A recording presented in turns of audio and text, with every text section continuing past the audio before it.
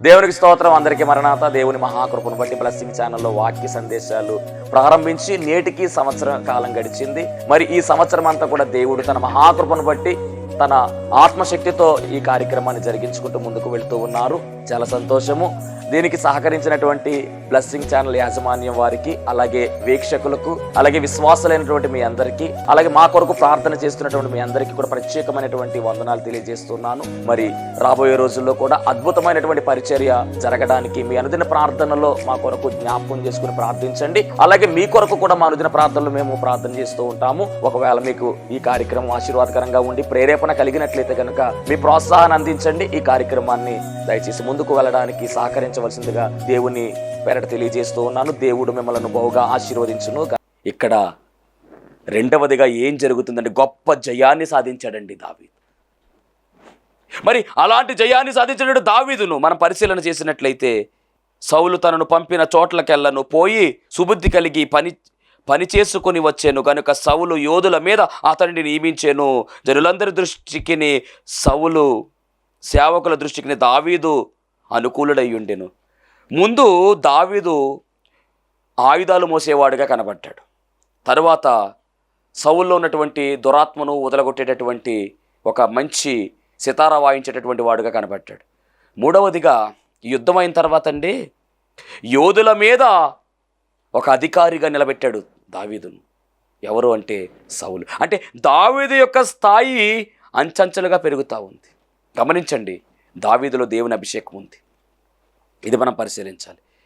ఆ తర్వాత ఏం జరిగింది అంటే, ఈ యుద్ధంలో విజయం సాధించినప్పుడు అంటే అక్కడ ఉన్నటువంటి స్త్రీలు ఏం చేశారంటే, దావీదు గారు తలకాయ పట్టుకొస్తా ఉంటే, ఎవరి తలకాయ?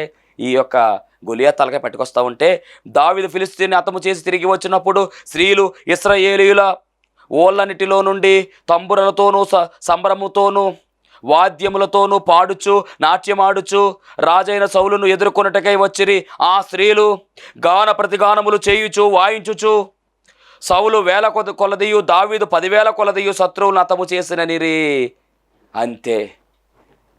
ఆ మాటకి సౌలు కోపం వచ్చేసింది. సౌలు 1000 కొలది, దావీదు 10,000 కొలది శత్రువులను హతము చేశాను అని అన్న మాటకు సౌలు కోపం వచ్చిందండి. సౌలునికి ఇంపుగా ఉండనందున అతడు బహుగా కోపము తెచ్చుకొని, వారు దావీదునకు 10,000 కొలది అని నాకు 1000 కొలది అనియు స్తుతులు పాడిరే, రాజ్యము తప్ప మరి ఏమి అతడు తీసుకొనగలడు అనుకొనెను. కాబట్టి నుండి సౌలు దావీదు మీద విషపు చూపు నిలిపెను. అప్పుడు దాకా ప్రేమించాడు, కానీ ప్రేమ కాస్త ఏమైపోయిందంటే విషపు చూపుగా మారిపోయింది. దేవునికి మహిమ కలుగునుగాక. గమనించండి, దావీదు జీవితంలో కష్టాలు మొదలవుతూ ఉన్నాయి. సౌలుగా ఉన్నటువంటి ఈయన, రాజ్యములో రాజుగా ఉన్నటువంటి సౌలు దావీదు మీద విషపు చూపు నిలిపేశాడు. ఒక ప్రక్కన యోనాతాను ప్రేమిస్తున్నాడు, తండ్రి యోనాతాను ప్రేమిస్తూ ఉన్నాడు.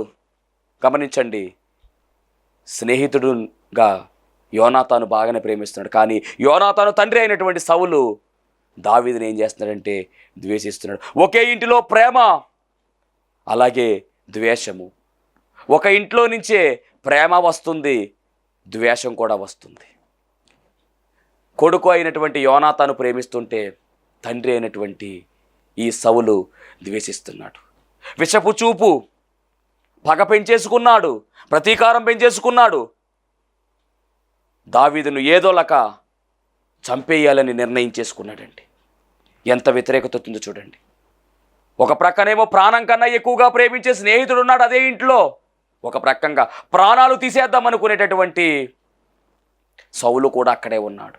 అంటే ఒకే ఇంటిలో నుంచి ప్రేమ వస్తుంది, అదే ఇంట్లో నుంచి చంపేయాలనేటువంటి పగ కలిగినటువంటి ద్వేషము కూడా అక్కడి నుంచే వస్తుంది. గమనించండి,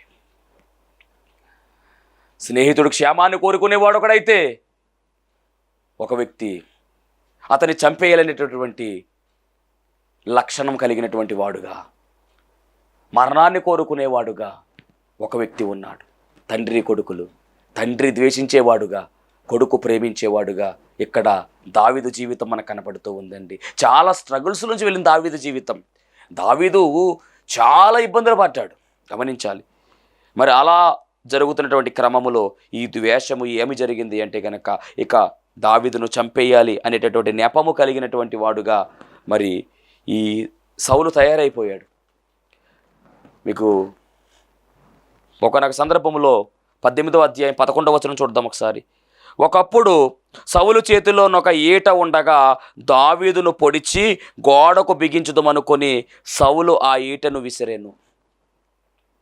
ఈ కోపము, ఈ ఆగ్రహము ఎలా అయిపోయిందంటే ఇక దావీదును చంపేయాలి అనేటటువంటి నెపముతో సౌలు ఏం చేస్తున్నాడంటే ఈట విసిరేసాడు. బలంగా విసిరేస్తే తప్పించుకున్నాడండి. నిజంగా స్పాట్లో అయిపోవాలి దావీదు, కానీ తప్పించుకున్నాడు. చూడండి, ప్రాణం తీసేద్దామనేటువంటి ఎంత కసిగా ఉన్నాడు. అలా ఒకసారి కదండి, చాలాసార్లు ఈట విసిరినట్టుగా పరిశుద్ధ గ్రంథంలో మనం చూస్తాం. కానీ దావీదైతే మట్టికి సౌలుని ఎప్పుడు కూడా ఏమీ అనలేదండి. ఎప్పుడూ కూడా క్షమిస్తానే ఉండేవాడు. మంచి హృదయం కలిగిన వాడు దావీదు. దేవునికి మహిమ కలుగునుగాక. అంత మాత్రమే కాదు, యుద్ధములో గెలిస్తే మేరాబునిస్తానని చెప్పాడు, మేరాబు నుంచి వివాహం చేస్తానని చెప్పాడు. కానీ ఇవ్వలేదు, మోసం చేసేసాడు. తర్వాత మీకాలు నుంచి వివాహం చేస్తానని కూడా చెప్పినటువంటి సందర్భం కనబడుతుంది. అయితే తన కుమార్తె అయిన మీకాలు దావీదు మీద ప్రేమ కలిగి ఉండగా సౌలు విని సంతోషించి, ఇక్కడ గమనించండి, యోనాతాను ప్రేమిస్తున్నాడు, స్నేహిస్తున్నాడు దావీదును. అలాగే మీకాలు కూడా దావీదును ప్రేమిస్తున్నట్టుగా రాయబడి, ప్రేమ కలిగి ఉండగా సంతోషించి ఆమె అతనికి ఉరిగా నుండున్నట్లు ఫిలిస్తీయుల చెయ్యి అతని మీద నుండున్నట్లును నేను ఆమెను అతనికి ఇత్తుననుకొని ఇప్పుడు నీవు మరి యొక్క దాని చేత నాకు అల్లుడవగుదు అని దావీదుతో చెప్పి. చిత్రం ఏమిటంటే, ఏదేమైనా నువ్వు నాకు అల్లుడుగా ఉండాలయ్యా దావీదు, కాబట్టి మేరాబునికి ఎలాగ ఇవ్వలేదు కానీ మేకాలును నీకు ఇస్తాను అని మరి ఒక కండిషన్ పెడతాడు. ఫిలిస్తీయుల దగ్గరికి వెళ్ళి వారి యొక్క ముంగోళ్ళు తీసుకురమ్మని చెప్పేసి చెప్తాడు. దేవునికి స్తోత్రం. మొత్తం మీద ఎలాగైతే మరి సౌలు చెప్పినట్టుగా వెళతాడు, సాధిస్తాడు, తీసుకొస్తాడు. వచ్చిన తర్వాత వారిద్దరికి కూడా వివాహం జరిగిస్తాడు. ఎందుకు వివాహం జరిగిస్తున్నాడంటే కూతురు ద్వారా మొత్తం మీద దావీదును చంపించాలనే ప్రయత్నం. అయినప్పటికీ కూడా ఈ మీకాలు చాలా మంచిది, గమనించండి, చాలా మంచిది. దావీదు క్షేమంగా ఉండాలని కోరుకునేటువంటి తత్వము కలిగినటువంటిది మీకాలు. కానీ ఇక్కడ సౌలు యొక్క ఉద్దేశము నెరవేరలా. ఒక ప్రక్కన యోనాతాను, ఒక ప్రక్కన మీకాలు, ఇద్దరూ కూడా దావీదు క్షేమాన్ని కోరుకుంటూ ఉన్నారు. సౌలైతే మట్టికి చాలా ఇబ్బంది పెడతా ఉన్నాడు. ఎంత మంచి స్నేహమో యోనాతానుకు దావీదుకున్నటువంటి స్నేహం, ఎంత గొప్ప స్నేహమో. దేవునికి మహిమ కలుగునుగాక.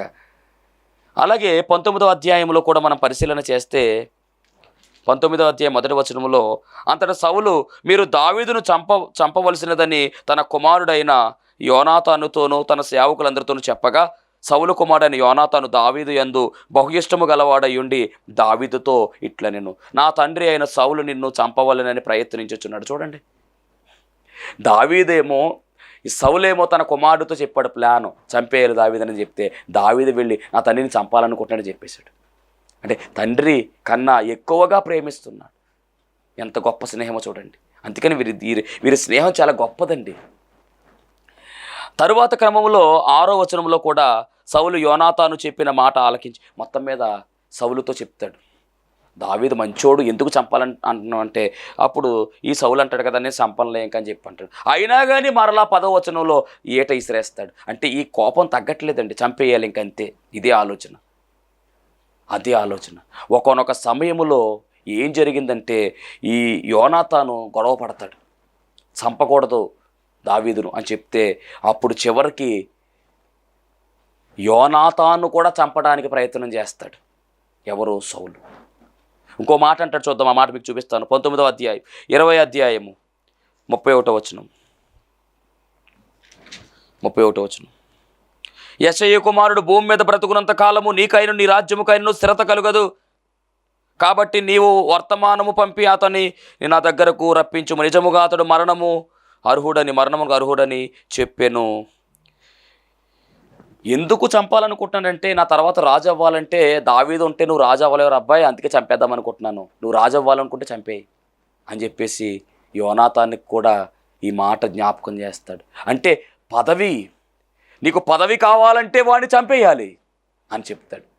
నాకు పదవి వద్దు, వాడే కావాలి, దావీదే నాకు కావాలి అని చెప్తా ఉన్నాడు. ఎంత గొప్ప స్నేహమో చూడండి, ఎంత గొప్ప స్నేహము ఇది.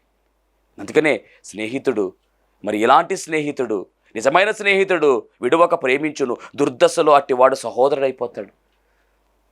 చావు రాకుండా ఆ స్నేహాన్ని కాపాడుకుంటూ ముందుకు వెళుతూ ఉన్నాడు. అంటే ఈ సౌలు తర్వాత రాజు అవ్వాలి, కానీ నాకు రాజు పదవి వద్దు, నాకు నా స్నేహమే కావాలని ఎంత అద్భుతంగా ఇక్కడ మరి ప్రాణాన్ని కూడా ఇవ్వడానికి సిద్ధమవుతూ ఉన్నాడు.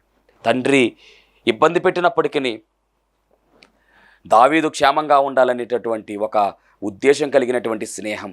ఈ స్నేహము చాలా అద్భుతమైనటువంటి స్నేహం. పరిశుద్ధ గ్రంథములో నిజంగా ఇలాంటి స్నేహము, విలువైనటువంటి స్నేహము. రాజు స్థితిలో ఉన్నటువంటి యోనాతాను గొర్రెల కాపరిగా ఉన్నటువంటి దావీదును ప్రేమించినట్టు ఈరోజు ఇలాంటి ప్రేమ, ఇలాంటి నిజమైనటువంటి ప్రేమ సమాజంలో ఉందా అంటే కనుక గమనించండి. వీరిరువురి ప్రేమ ద్వారా దేవుడు మనకు బయలుపరుస్తున్న మాట ఏమిటంటే, ఈ యోనాతాను యేసుక్రీస్తు ప్రభువు వారికి సాదృశ్యంగా కనబడుతూ ఉంటే, ఈ దావీదు సామాన్యమైనటువంటి ప్రజలైనటువంటి మనకు సాదృశ్యంగా ఉన్నాడు. యోనాతాను దావీదు మధ్య స్నేహము ఎలా వచ్చిందో, యేసుక్రీస్తు ప్రభువు వారికి మనకు మధ్య స్నేహం అలా ఉంది. గమనించాలి. మన స్నేహము కోసము ఆయన ప్రాణం పెట్టాడు. విడువక ప్రేమించేటటువంటి స్నేహము యేసుక్రీస్తు ప్రభువు వారి యొక్క స్నేహము. దేవుడై ఉన్నప్పటికీ దీనుడుగా, హీనుడుగా, రిక్తుడుగా ఈ లోకానికి వచ్చి వేసినటువంటి నిజమైనటువంటి స్నేహము అది. ఆ స్నేహము మనం పొందుకోవాలి. ఎంత గొప్ప స్నేహితుడో ఆయన పిలుస్తున్నాడండి, స్నేహితులుగా ఉందామని. నిజమైనటువంటి స్నేహము కలిగి ఉండాలి.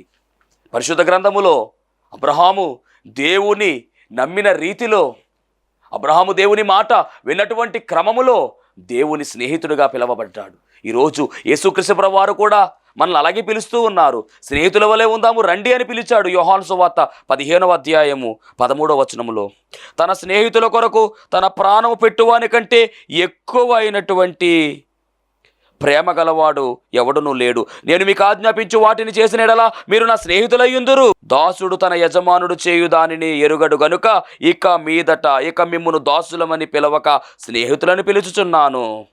చూసారా, స్నేహితులని పిలుచుచున్నాను, మీరు నా స్నేహితులు. ఒకనొక సందర్భంలో ప్రభు అంటాడు కదా, లాజరు చనిపోయిన సందర్భంలో మన స్నేహితుడైన లాజరు నిద్రించుచున్నాడు అంటాడు. మన స్నేహితుడు అంటే కలిపేసుకున్నాడు. అంటే మన స్నేహము ఆయన కోరుకుంటున్నాడు. యోనాతాను దావీదు స్నేహాన్ని కోరుకున్నట్టుగా దేవుడు మన స్నేహాన్ని కోరుకుంటున్నాడు. ఆయనకు మనము స్నేహితుల వలె ఉండాలి అంటే ఆయన మాటలు మనం వినాలి, ఆయన ఆజ్ఞలు మనం గైకొనాలి, ఆయన చిత్తాన్ని మనం జరిగించాలి. అలా ఉంటే ఆయన మనకు స్నేహితుడిగా ఉంటాడు. ఎంత గొప్ప ధన్యత. మరి నిజమైనటువంటి స్నేహితుడు ఆయన. దేవుడు మన స్నేహాన్ని కోరుకుంటూ ఉన్నాడు. మనము కూడా ఆయన స్నేహాన్ని కోరుకుని నిలుపుకుని ముందుకు నడవలసిన వారమై ఉన్నాం. అంత మాత్రమే కాదండి, ఇక్కడ యోనాతాను యేసుక్రీస్తు ప్రభువు వారికి సాదృశ్యంగాను, దావీదు మనకు సాదృశ్యంగాను కనబడుతూ ఉన్నారు. అంత మాత్రమే కాదు, ఈ స్నేహితుడు అనగా యోనాతాను, యువరాజుగా ఉన్న యోనాతాను దావీదు కంట 4 రకాల వస్తువులు ఇచ్చినట్టుగా రాయబడింది. అది కూడా ఒకసారి మనం జ్ఞాపకం చేసుకుందాం. మరియు యోనాతాను తన దుప్పటిని, తన కత్తిని, తన విల్లును, నడికట్టును తీసి దావీదుకి ఇచ్చెను. అంత మాత్రమే కాదు,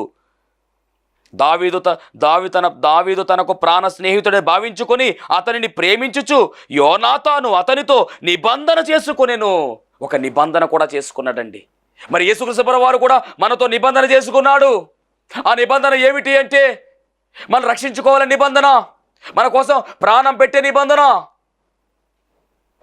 మీకోసం నేను ప్రాణం పెడతాను, మీ పాపాన్ని నేను భరిస్తాను, మీ శిక్ష భారమల్లా, పాప భారమల్లా నేను తీసివేస్తాను, బరువు దించి వేస్తాను, మిమ్మల్ని విమోచిస్తాను, మీ కొరకు ప్రాణం పెట్టి మిమ్మల్ని రక్షించుకుంటాను అని యేసుక్రీస్తు ప్రభువు వారు ఒక నిబంధన చేశాడు. నిబంధన రక్తాన్ని చిందించాడు. ఇది క్రొత్త నిబంధన. మీ పాప విమోచన జరిగించేటటువంటి ఇది క్రొత్త నిబంధన అని తన రక్తాన్ని మనకు ఒలికించాడు, ప్రాణాన్ని పెట్టాడు. ఎవరు చేయని త్యాగాన్ని చేశాడు. నిజమైనటువంటి ప్రేమికుడు, నిజమైనటువంటి స్నేహితుడు ఆయన అయి ఉన్నాడు. తను మన కోసం ప్రాణం పెట్టి స్నేహాన్ని కంటిన్యూ చేశాడు. ప్రేమను కలిగిన వాడుగా, మనమంటే ఎంతో ప్రేమ కలిగిన వాడుగా ఆయన కనబడుతూ ఉన్నాడు. ఎంత గొప్ప ప్రేమ! ఇక్కడ కూడా యోనాతాను దావీదుతో నిబంధన చేసుకున్నాడు. 4 వస్తువులు ఇచ్చాడు. ఆ 4 వస్తువులు కూడా మనం ఒకసారి ఆలోచన చేస్తే కనుక, ఒకటి దుప్పటి, రెండవదిగా కత్తి, తన దుప్పటి, తన కత్తిని, తన విల్లును, తన నడికట్టును తీసి దావీదు, అంటే తనవైనటువంటివి దావీదుకి ఇచ్చేశాడు. అలాగే యేసుక్రీస్తు వారు కూడా తనవైనటువంటివన్నీ మనకిచ్చేశాడు. తన్ను తానే మనకిచ్చేసుకున్నాడు. ఎంత గొప్ప దేవుడు చూడండి! దేవుడయ్యుండి నరుని ప్రేమించి, దేవుడయ్యుండి మానవుని ప్రేమించి తన ప్రాణమునే దానముగా ఇచ్చాడు. ఇంకంతకన్నా ఇంకేం కావాలి? ఇక్కడ దావీదుకు యోనాతాను ఏమిచ్చాడు అంటే, తన దుప్పటిని, తన కత్తిని, తన విల్లును, తన నడికట్టును ఇచ్చేశాడు. వీటిలోంచి దేవుడు మనకు నేర్పిస్తున్న ఆత్మీయ పాఠం ఏమిటో ఒకసారి మనం పరిశీలన చేస్తే కనుక, ఈ దుప్పటి, మొట్టమొదటిగా దుప్పటి ఇచ్చినటువంటి దుప్పటి, దీని ద్వారా దేవుడు మనకు నేర్పిస్తున్న పాఠం ఏమిటంటే, దుప్పటి అంటే ప్రొటెక్షన్గా కనబడుతుంది, కప్పుకోవడానికి వాడుకుంటాం మనం. మరి ఈ దుప్పటి దేన్ని చూపిస్తుందంటే, దేవుని అభిషేకాన్ని చూపిస్తూ ఉంది. యేసుక్రీస్తు ప్రభువారు యోనాతాను స్థానంలో ఉండి మనకు ఏమిస్తున్నాడంటే అభిషేకాన్ని ఇస్తూ ఉన్నాడు, రక్షణ వస్త్రాన్ని ఇస్తూ ఉన్నాడు. రక్షణ వస్త్రము లేకపోతే పరలోక రాజ్యానికి మనం వెళ్ళలేము. ఆయన దుప్పటి కప్పుతూ ఉన్నాడు, కోల్పోయినటువంటి మహిమను ఇస్తూ ఉన్నాడు. ఈ దుప్పటి కోల్పోయిన మహిమను చూపిస్తుంది, ఈ దుప్పటి రక్షణ చూపిస్తుంది, ఈ దుప్పటి అభిషేకాన్ని చూపిస్తూ ఉంది. అభిషేకము పరిశుద్ధ గ్రంథములో ఎలీషాను దేవుడు ఏర్పాటు చేసుకునే క్రమములో ఎలీషా దగ్గరికి వెళ్ళినప్పుడు ఒక దుప్పటి కప్పుతాడు. ఈ దుప్పటి దేన్ని చూపించిందంటే అభిషేకాన్ని చూపించింది. అలాగే ఏలియా పరమునకు కొనిపోబడుతున్నటువంటి సమయములో అగ్ని రథాలు వచ్చి ఆయన తీసుకుని వెళ్ళిపోతూ ఉన్నప్పుడు పైనుంచి దుప్పటి పడుతుంది. ఆ దుప్పటిలో ఏముంది అంటే అభిషేకం ఉంది. కాబట్టి ఆ దుప్పటిని తీసుకున్నటువంటి ఎలీషా 2 పాళ్ళ ఆత్మతో అభిషేకించబడ్డాడు, అద్భుతమైనటువంటి పరిచర్య చేశాడు. కాబట్టి ఈ దుప్పటి దేన్ని చూపిస్తుందంటే అభిషేకాన్ని చూపిస్తూ ఉంది. యేసుక్రీస్తు ప్రభువారు కూడా మనకి ఇచ్చినది ఏమిటి అంటే అభిషేకం ఇచ్చాడు. అభిషక్తుడైనటువంటి యేసుక్రీస్తు ప్రభువారు, క్రీస్తు అన్న మాటకు అర్థం ఏమిటంటే అభిషక్తుడైనటువంటి యేసయ్య మనకు ఏమిచ్చాడంటే అభిషేకం ఇచ్చాడు. పరిశుద్ధాత్మ అగ్ని అభిషేకాన్ని మనకిచ్చాడు. ఈరోజు ఆత్మతో మనం నింపబడ్డాం, ఆత్మతో మనం వెళుతూ ఉన్నాం, పరిశుద్ధాత్మతో నింపబడ్డాము. ఆత్మ లేనివాడు నావాడు కాడు అని రాయబడింది. కానీ మనము ఆత్మతో నింపబడ్డాం. ఈ ఆత్మ ఎలా వచ్చింది అంటే ఆయన మన కొరకు విజ్ఞాపన చేస్తాడు. ఆయన వెళ్ళారు, ఆదరణకర్తగా ఉన్నటువంటి పరిశుద్ధాత్మను మనకు పంపించాడు, అభిషేకాన్ని మనకిచ్చాడు. అంటే యోనాతాను దావీదుకి ఇచ్చినటువంటి దుప్పటి దేనికి సాదృశ్యం అంటే అభిషేకానికి సాదృశ్యము. కాబట్టి ఈ అభిషేకాన్ని మనం పొందుకుని ముందుకు సాగవలసిన వారమై ఉన్నాము. ఇక రెండవది ఏమిటి అంటే ఖడ్గం ఇచ్చాడు. ఖడ్గాన్ని ఇచ్చినట్టుగా మనకు కనబడుతూ ఉంది. ఈ ఖడ్గము ఎలాంటి ఖడ్గము అంటే చాలా విజయాన్ని సాధించినటువంటి ఖడ్గం ఇది.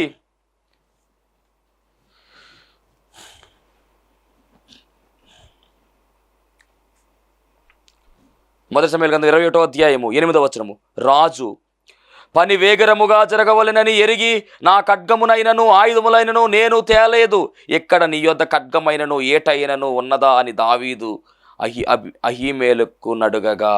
ఇక్కడ ఒక ఖడ్గం గురించి మాట్లాడుతూ ఉన్నారు. మరి దావీదు దగ్గర ఉన్నటువంటి ఖడ్గము ఏ ఖడ్గము? మరి యోనాతాను ఇస్తున్నటువంటి ఖడ్గము, యోనాతాను ప్లేసు యేసుక్రీస్తు ప్రభువు వారు మనకు సాదృశ్యం. ఆ ఖడ్గం ఏమిటంటే వాక్యం అనే ఖడ్గం. అది ఈ వాక్యం అనేటువంటి ఖడ్గాన్ని మనకిచ్చాడు దేవుడు. యేసుక్రీస్తు ప్రభువు వారు మనకిచ్చింది వాక్యం అనే ఖడ్గము. ఇది ఎలాంటి ఖడ్గము అంటే కనుక దూసుకుని వెళ్ళిపోయేటువంటి ఖడ్గము, 2 అంచెలు కలిగిన వాడైనటువంటి ఖడ్గం ఇది, వాక్యం అనే ఖడ్గము. ఈ ఖడ్గము యేసుక్రీస్తు ప్రభువు వారు మనకు దానముగా ఇస్తుంది. ఎందుకంటే నిజమైనటువంటి స్నేహితుడు ఆయన, ఆత్మను ఇచ్చాడు, అభిషేకము. రెండవది ఖడ్గమును ఇస్తూ ఉన్నాడు, అంటే వాక్యమును మనకు దానముగా ఇస్తూ ఉన్నాడు. మరి మన దగ్గర ఈ ఖడ్గము ఉంది. ఇది ఎంతో గొప్ప ఖడ్గం. ఇది మూల్గులను విభజించుకుంటూ వెళ్ళిపోతుంది. విలువైనటువంటి ఖడ్గము ఇది. ఇబ్రీ పత్రిక 4వ అధ్యాయము 12వ వచనంలో ఈ ఖడ్గము గురించి రాయబడింది. వాక్యం అనేటటువంటి ఖడ్గము ఇది. ఎందుకనగా దేవుని వాక్యము సజీవమై బలము గలదై రెండంచలు గల ఎటువంటి ఖడ్గము కంటేను వాడిగా ఉండి ప్రాణాత్మలను కీళ్లను విభజించునంత మట్టుకు దూరుచు హృదయం యొక్క తలంపులను ఆలోచనలు శోధించుచున్నది. అది వాక్యం అనే ఖడ్గము. ఇది ఎవరిచ్చారు అంటే యేసుక్రీస్తు ప్రభువు వారు ఇచ్చారు. ఆనాడు యోనాతానుకు దావీదు ఇచ్చిన మాదిరిగా ఇప్పుడు మనకు యేసు ప్రభు ఇస్తున్నటువంటి ఖడ్గము ఆత్మ ఖడ్గము. ఇదే వాక్య ఖడ్గము. దేవుని వాక్యమును ఆత్మ ఖడ్గాన్ని మనం ధరించుకోవాలి. మనము యుద్ధ భూమిలో ఉన్నాము. మనము యుద్ధము చేసేవారముగా ఉన్నాము. యుద్ధ కవచములో ఈ ఖడ్గం మనం ధరించుకోవాలి. మనము విశ్వాసం అనే డాలు చేతపట్టుకుని ఆత్మ ఖడ్గం అనే వాక్య ఖడ్గాన్ని మనం చేతపట్టుకుని అపవాది వేసిన అగ్ని బాణాలను ఎదిరించుకుంటూ ముందుకు వెళ్ళాలి. అలాంటి ఖడ్గాన్ని దేవుడు మనకిచ్చాడు, ఆత్మ ఖడ్గము. దాన్ని వాక్య ఖడ్గము అన్నారు. దేవునికి మహిమ కలుగునుగాక. 2 అంచెలు కలిగినటువంటి ఖడ్గాన్ని దేవుడు మనకిచ్చాడు. ఈ ఖడ్గాన్ని మనం ధరించుకుని ముందుకు వెళ్ళవలసిన వారమై ఉన్నాము. ఈ ఆయుధాన్ని మనం పట్టుకుని ముందుకు వెళ్ళవలసిన వారమై ఉన్నాము. ఇదే వాక్యమైనటువంటి ఆయుధము. అలాగే 149వ కీర్తన 9వ చరణంలో కూడా ఒక మాట, విధింపబడిన తీర్పు వారి మీద నడుపుటకును వారి చేతిలో 2 అంచెలు గల ఖడ్గమున్నది. ఆయన భక్తులకందరికీ ఘనత ఇదే. ప్రతి ఒక్కరికి కూడా 2 అంచెలు కలిగినటువంటి ఖడ్గమంట. ఘనత అదే మనకు. కాబట్టి ఈ ఖడ్గాన్ని మనం ధరించుకుని ముందుకు సాగవలసిన వారమై ఉన్నాము. మరి గొలియాతు ఖడ్గం కన్నా మించిన ఖడ్గము దావీదుకు దగ్గర ఉంది. అదే దేవుడిచ్చినటువంటి ఖడ్గం. మనకు కూడా అదే ఖడ్గం ఇచ్చాడు. కాబట్టి అపవాది అనేటటువంటి గొలియాతును మనం ఎదిరించాలి అంటే వాక్యం అనే ఖడ్గము మన చేత పట్టుకుని ముందుకు సాగవలసిన వారమై ఉన్నాము. ఇక 3వదిగా ఏమిటి అంటే విల్లును ఇచ్చాడు. విల్లు. ప్రకటన గ్రంథం 6వ అధ్యాయము 2వ వచనములో ఈ విల్లు గురించి రాయబడినటువంటి మాట. 6వ అధ్యాయం 2వ వచనం, మరియు నేను చూడగా ఇదిగో ఒక తెల్లని గుర్రము కనబడెను. దాని మీద ఒకడు విల్లు పట్టుకుని కూర్చుండి ఉండెను. అతనికి ఒక కిరీటం ఇయ్యబడెను. అతడు జయించుటకు బయలు వెళ్ళెను. విల్లు దేన్ని చూపిస్తుంది అంటే జయ జీవితానికి గుర్తుగా ఉంది. జయ జీవితము కావాలి అంటే ఈ విల్లు అనేది కావాలి.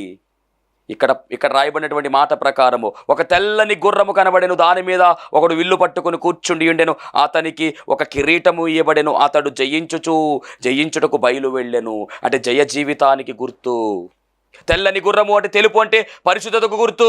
తెల్లని గుర్రము పరిశుద్ధ జీవితానికి సూచన. అంటే ఈ విల్లు వల్ల ఏమి జరుగుతుంది అంటే మనకు జయము కలుగుతూ ఉంది, జయాన్ని చూపిస్తూ ఉంది. తెల్లని గుర్రము అనగా తెలుపు పరిశుద్ధత. అంటే మనలో ఉన్నటువంటి పాపము, మనలో ఉన్నటువంటి శాపము, మనలో ఉన్నటువంటి చీకటి అంతా తొలగిపోయింది. మనం పరిశుద్ధులుగా మార్చబడ్డాము. జయము కలిగింది మనకు. ఈ జయము ఎలా వచ్చింది అంటే యేసు ప్రభు ద్వారానే వచ్చింది. ఎందుకంటే ఆయన జయమునకు కర్తగా ఉన్నాడు, జయశీలుడుగా ఉన్నాడు. ఆయన లేకపోతే మనకు విజయము లేదు. ఆయన లేకపోతే మనకు పాప విమోచన లేదు. పాపాన్ని మనం జయించలేము. పాపాన్ని జయించాలి అంటే యేసుక్రీస్తు ప్రభు వారి యొక్క రక్తములో మనం కడగబడాలి. యేసయ్య ఉంటేనే మనము జయ వీరులుగా పిలువబడతాం. ఆయన యుద్ధము చేశాడు, మనకు జయమిచ్చాడు. ఈ విల్లు జయ జీవితాన్ని చూపిస్తుంది. ఇక 4వదిగా నడికట్టు.